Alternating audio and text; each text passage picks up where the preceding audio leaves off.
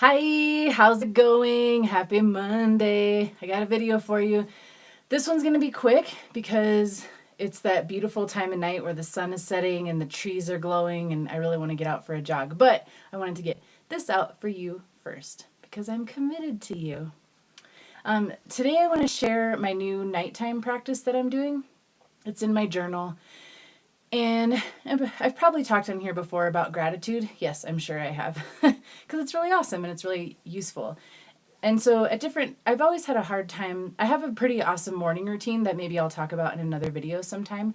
That one doesn't really change all that much. And I just stick to it and do it the same way every morning. I think nighttime is a little harder because I get home at different times of the day and we have different levels of energy as to what we feel like we want to do. And sometimes you just want to eat your dinner and crash out. And sometimes you're really jazzed and want to work on an art project. So I found that it's hard to come up with a nighttime routine. But I did commit, I'm going to commit to a writing practice that I want to share with you, and maybe we could do it together. And I'll tell you how it goes. But the first piece is 10 things that I was grateful for during that day. And so there's specific things, and then there's my usual, I still really am grateful for that cup of coffee in the morning. So that's okay if there's some repeats there. It's just to start you off at night, remembering the day and some specific things that you felt grateful for. The other thing that I wanted to put in there was 3 things that I felt were neglected or that I wanted to focus on the next day. So I have like lists of long-term goals, and I have, like areas of my life that I like to work on, like spirituality and my emotional life, and having fun and adventure and creativity and education and things like that. But I thought it would be cool if I started to just write down like what were 3 areas that I noticed weren't awesome for me. So for instance, yesterday I hung up an art show and the girl was like, "Are you having an opening reception?" And I got into this really funky space of like, I don't have any friends, nobody would come. I've been going to school and really focused on that, and I went through this breakup and I've just been hiding out, and I really just don't have the same posse that I would have for like art openings and stuff. I've had some amazing turnouts in the past, and I've had phases of my life where I had tons of people in my life that I could call and tell about these sort of things, and we'd show up for each other.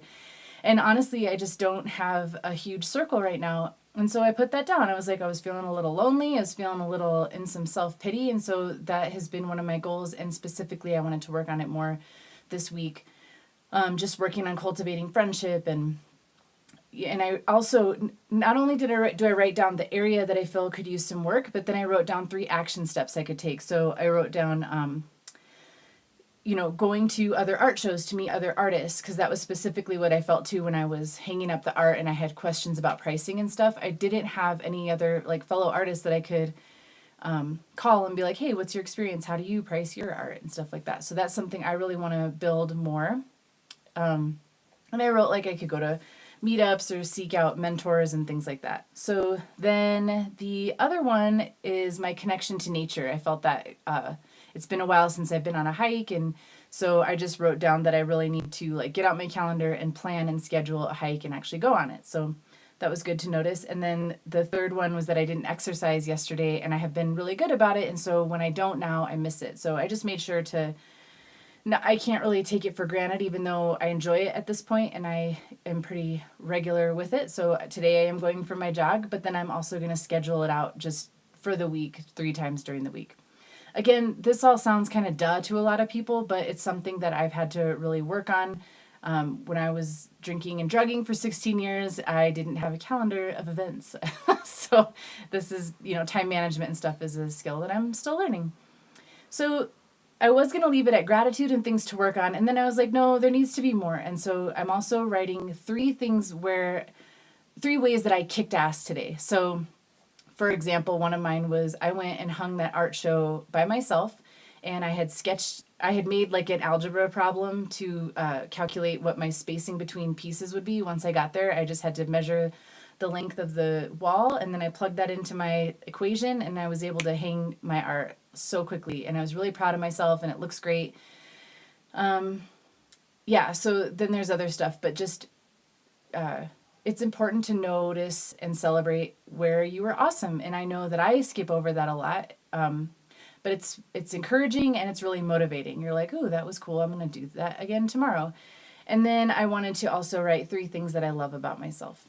So let me know what you think of that. Why don't you give it a try? I will recap for you. You start off with 10 things that you're grateful for, and then you write down 3 things that you felt could use some work or that were neglected or didn't quite go the way you want them to go, so something you want to work on.